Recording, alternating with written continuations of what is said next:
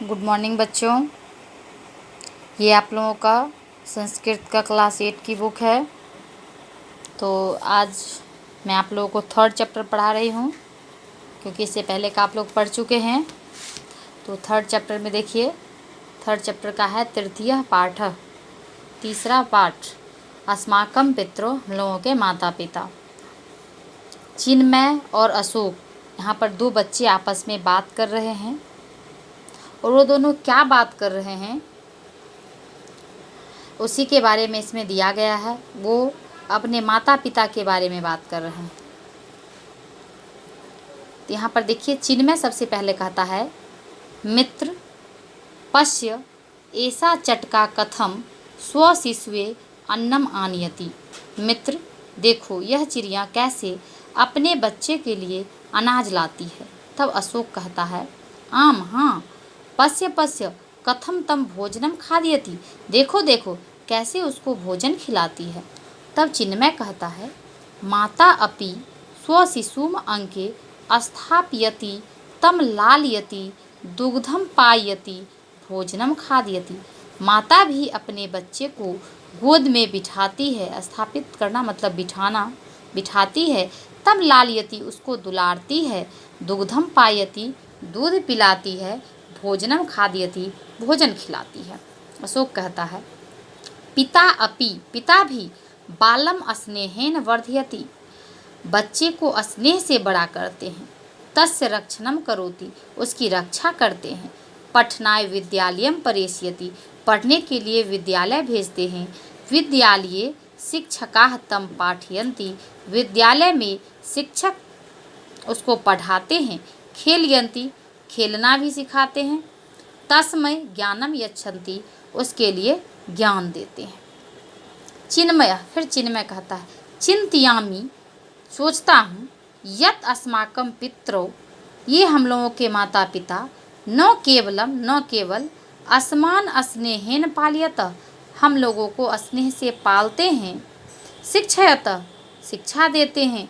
धनम अर्जित्वा अस्मभ्यम जीवनस्य सर्वाः सुविधा यच्छत धन अर्जन कर हम लोगों को जीवन की सभी सुविधा देते हैं।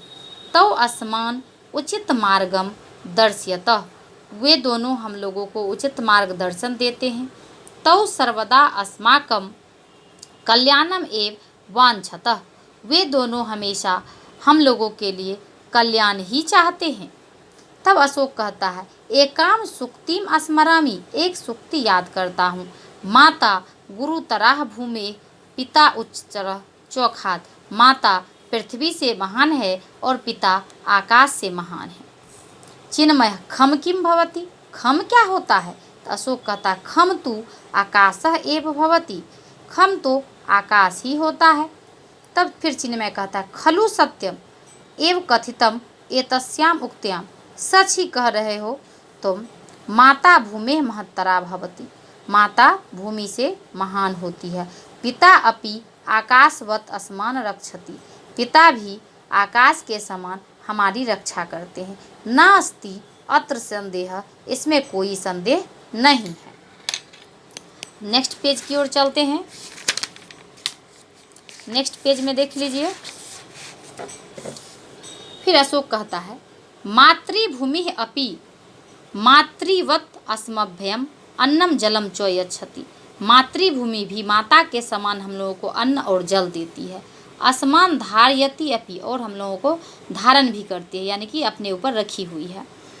तब चिन्मय कहता है, पिता असमान सर्वाभ्य विपत्तिभ्य रक्षति पिता हम लोगों को सभी विपत्तियों से रक्षा करते हैं। अशोक पितरौ अस्मभ्यम सर्वस्वम यच्छत पिता हम लोगों को सब कुछ देते हैं। चिन्मय सम्यक कथ्यसि सही कहते हो। तो सर्वदा स्वसंतते हिते एव रतो भवतः वे दोनों हमेशा अपने संतान के लिए, संतान के हित के लिए ही रत रहते हैं, लीन रहते हैं। अस्माकं संकल्पः अस्ति हम लोगों का संकल्प है। यत जो वयम अपि हम लोग भी तयो उनके द्वारा यश कीर्ति च वर्धिष्यामः उनके द्वारा उसके उनके यश और कृति को बढ़ाएंगे। अशोक कहता है, तौ प्रति स्वकर्तव्यानि सदा पालिष्यामः। उन दोनों का हमेशा अपने कर्तव्य के ये पालन करूँगा, यानी कि उन दोनों के प्रति हमेशा अपने कर्तव्य का सदा पालन करूँगा। इस चैप्टर में यही है, ये दिखाया गया है इस चैप्टर में, और कहा गया है कि माता पिता किस तरह से अपने बच्चों के भविष्य के लिए सोचते हैं, चिंता करते हैं और उनके सारे इच्छाओं को पूरा करते हैं, कैसे उनके लिए अपना जीवन बदल देते हैं, अपने जीवन जीने के तरीका को बदल देते हैं अपने बच्चों के लिए। तो हम बच्चों का भी कर्तव्य बनता है कि अपने माता पिता के प्रति हमेशा सदा कर्तव्य का पालन करते रहेंगे। और इसमें जो शब्दार्थ दिया गया है इसे भी आप लोग याद कर लेंगे, और मैं इसका एक्सरसाइज का जो प्रश्न उत्तर दिया गया है, जितना भी दिया गया है पूरा भेज दूंगी और आप उसे फेयर में बना लेंगे। और शब्दार्थ इसलिए याद करना ज़रूरी है ताकि आपको चैप्टर समझने में आसानी होगी। धन्यवाद।